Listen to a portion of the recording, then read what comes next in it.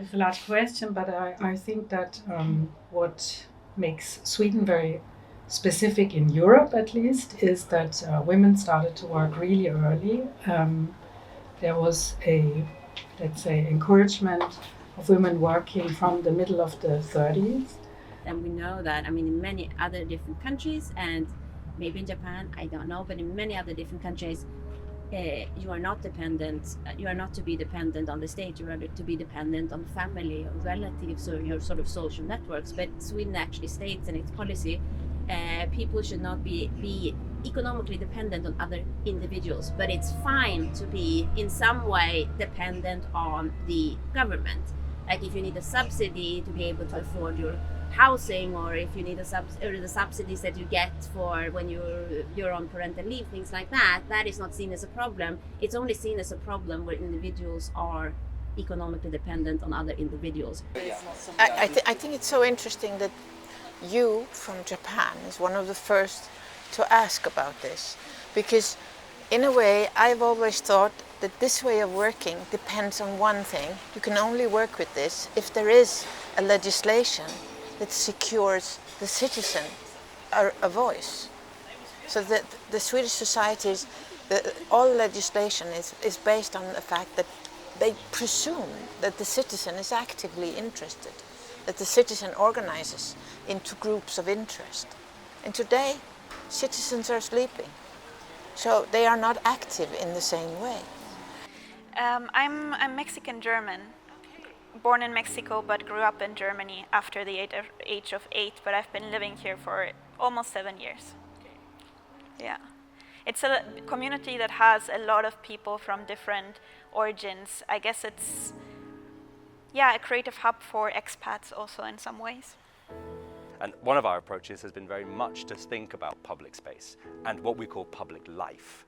Public life is a very intangible concept. It's very difficult to translate out of English, right? But it's really about the civic potential of public spaces. And we consider the museum, all the interior spaces of this museum, as public space. It's owned by the state. It's paid for by taxpayers in Sweden. So it has that kind of important civic duty. I think also the program SUPD, Sustainable Urban Planning and Design, here at KTH has a very strong and also almost what would you say? It's a fundamental part of the feminist or gender questions. Not only gender question, but I think an intersectional perspective is very prominent in the course descriptor of the whole master education. So I think that started with the idea of, or actually through the studies of that girls and boys, you could see up until the age of 7, they use the public space or playgrounds even. And then after 8, something happens and we can see that boys are more in the public space, nearly 80%, and a lot of girls feel insecure in the public spaces. The traditional places were mainly built of wood. They sometimes had a roof, sometimes not. Usually they would have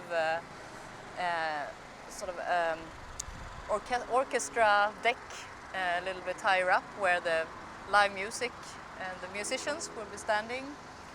And as the sort of norm for how to move around this space, it would be for the girls to wait to be asked out to the dance floor before they were dancing. Whereas today, of course, the girls are so much more open and they can dance themselves. There are so many different types of dances, like international, all from all cultures. It's not only about steering dances. But yes, this is a very architectural urban intervention in which we have managed to include very different sectors, very different areas, very different kind of people, because we believe that we need every kind of people to make this world go round. I think it's a process of adaptation that you begin somewhere, and then when you can point at one thing that you've done, then it's more easy to make new projects or take new steps. So you have to begin at some point and then people get adapted to it. You have to have a place that's more open-ended, right? So it's like, I guess all the adults are so afraid your kids shouldn't hurt yourself, or how can they come up with a game if there's no toys, but often they're fantastic at exploring themselves and inventing their own games if you just let them, right? And if you let them experience what their bodies are capable of. So we also had some kind of, in this situation, we had also research backing us up in this idea of having it open-ended.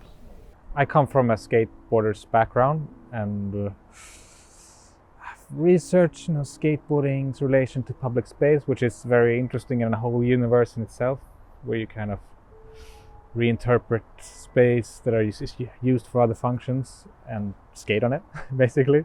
So it's an interesting world. But then when I came here, it's so clear to me, as I also have a background as a skate park designer, and with the 80% boys and 20% women, I would say in skate parks, if you look, it's probably about 90% boys and men. So it's like, places for girls. Let's just take that methodology and apply it on skateboarding.